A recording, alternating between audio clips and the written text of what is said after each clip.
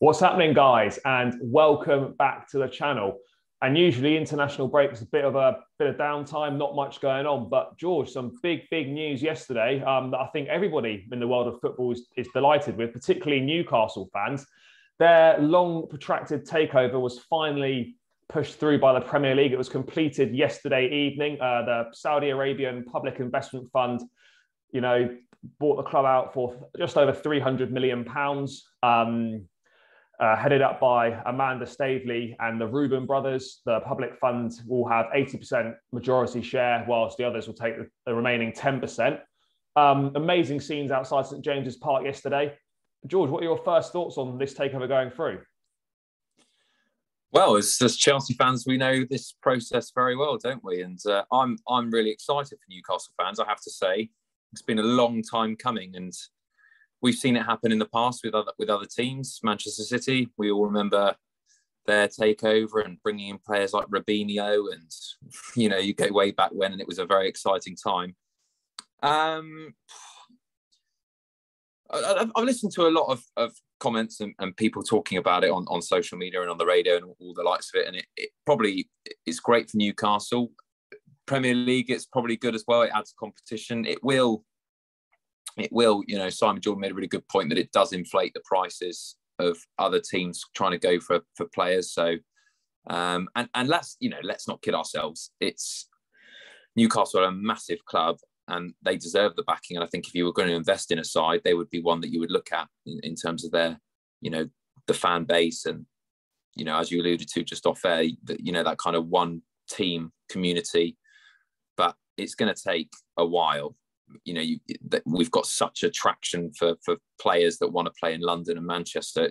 Newcastle's not really on that list, but they can change that. And richest club in the world now, in the Premier League. Sorry, so it's mad. It's absolutely mad. But I actually really hope now that they back them and they go for it, because it'd be great to see some more competition in the Premier League.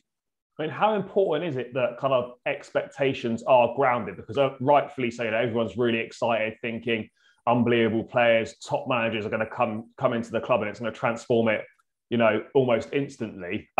It's drawn a lot of comparisons with Sheikh Mansour's takeover of Manchester City. That took 2-3 years to actually produce the first trophy, but they were working with something probably better than Newcastle's squad in the first place.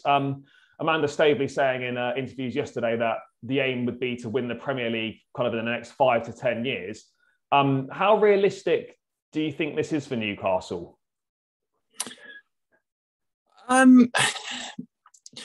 You set your own ceiling, don't you? It really depends. Yes, they're going to have to go through phases. You're not going to be able to just attract the best players, because first off, they're not in any European competition. So if you're not playing Champions League football, it doesn't matter how much money you've got to throw at it. I think you've got boundaries, you've got stages. So yes, they can bring in a certain caliber of player, but it's not going to be the top end to start with.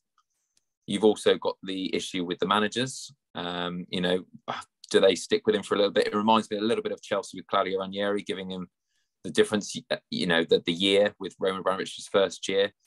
Chelsea was different, though, because of the not just the trophies that we'd won previously, but we did definitely have a better squad of players before Roman came in. So we already had quite a good base. I think Newcastle in a bit of dire straits at the moment, so it would be stripping it right back. But if you're looking at a Premier League 5 to 10 years, I think it could be. I think it could be shorter. You don't know. It really does depend on how they get on and how much they get right in those opening years. It does depend. I think Manchester City, Chelsea, Liverpool, United, they've come so far now. They're 4 big powerhouses that it would take something very special from all departments, manager, coaching staff, players, to get it right. But money doesn't necessarily bring you success, but it does certainly give you one hell of a chance to go for it. I mean, it's certainly going to be very important to see who that first signing in the January window is. We presume they're going to be spending money in January. The squad does massively need improving, yet to win in the first 7 games this season. I guess like that first signing and the first big player to join the club could be a bit of a watershed moment to show that actually big players do want to kind of go and play at Newcastle, and it is going to be an exciting project. You touched on the manager. Obviously, Steve Bruce saying that he would like to stay, but he's been in football long enough to know that that probably isn't going to happen, and this fund are going to want to bring in their own manager. I know it's still early days. Early reports suggesting that they are going to replace Steve Bruce before the Spurs game after the international break. And there's a few early front runners, a couple of former Chelsea managers in Frank Lampard and Antonio Conte, and also Steven Gerrard of Rangers are up there. Do any of those names sound appealing to you, George? And do you think that Newcastle could be a good fit for any of those three? It'd be a good fit for maybe, you know, like you said, Frank Lampard would love the job. Whether it's the other way round, I don't know. I think if they want to win trophies, they probably need to go for someone who's been there and done it, I would imagine. So your names like your Antonio Conte's. One thing's for sure, it won't be Steve Bruce. I think his writing's on the wall already, the brand of football, and that they're not going to keep, you know, we know what modern football's like. Maybe in the old days they would have given him a season to have that backing of funds, seeing what he could do with it. But I don't think they're going to be that patient. I think they're going to come straight in. They'll want a big name, because then that's where the foundation begins. You know, if a big manager goes there, and believes in the process, then players might follow and say, well, if Conte, for an example, goes to Newcastle, then there must be something in it. So I think it needs that. Yeah, I think it's crucial that kind of the first managerial appointment and kind of the first signing are spot on, because then it really set out the stall, set out the intentions. I personally feel that Antonio Conte probably won't go for it, just in terms of the fact that it's still a massive unknown quantity Newcastle at the moment. Let's be honest, the squad currently is poor. I'd be very surprised if he actually came in now. I think if he was interested, I think it could be in a couple of years' time, once someone's kind of laid the initial foundations. I mean, I'd love Frank Lampard to get it. You know, a young progressive manager with a track record of kind of developing young players. But if it was between Frank Lampard and Steven Gerrard, I'd have to say I think Steven Gerrard is a better fit at Newcastle. I think he's further along the line in his managerial career. You know, he's won trophies, and I think he'd get on with the fan base like a house on fire. I really do. I mean, could you see Gerrard at Newcastle? Yeah, definitely. He's well liked. He's well respected as a footballer, Premier League legend. As you said, done very, very well in the SPL. I think they're on similar merits, because I think the one criticism is it's quite easy to go over there and do things if you're with Rangers or Celtic, to be honest with you. I think Frank Lampard took the tougher route. You know, how well would Gerrard do at Liverpool, for example? That would be the big question. Frank Lampard did his best at Chelsea, and I think he did some wonderful things there, as we know. But both will be itching to get that job if it was given to them or if it was offered to them. But no, I agree, mate. I think Gerrard could be a very good fit at Newcastle, as I could see Frank Lampard equally. And how important is it now that kind of the fans of such have got their club back? You know, these new owners have obviously definitely got the fans on side.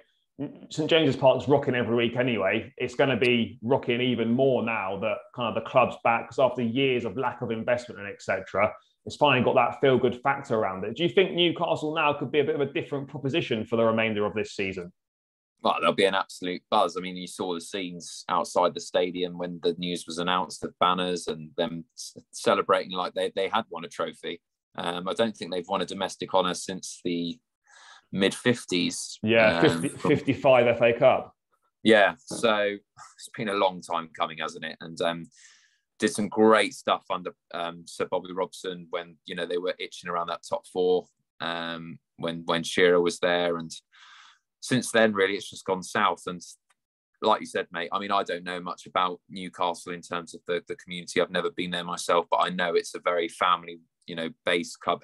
Everyone talks about football.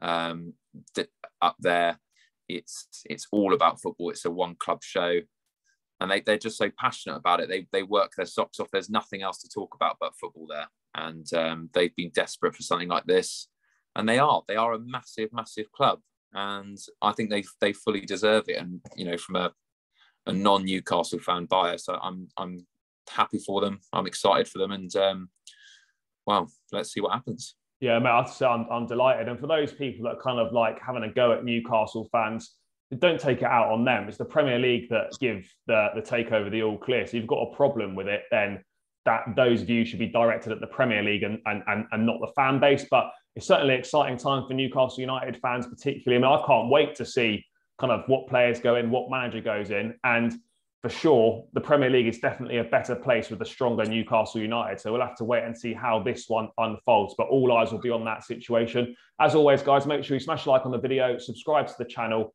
and we'll catch you in the next one.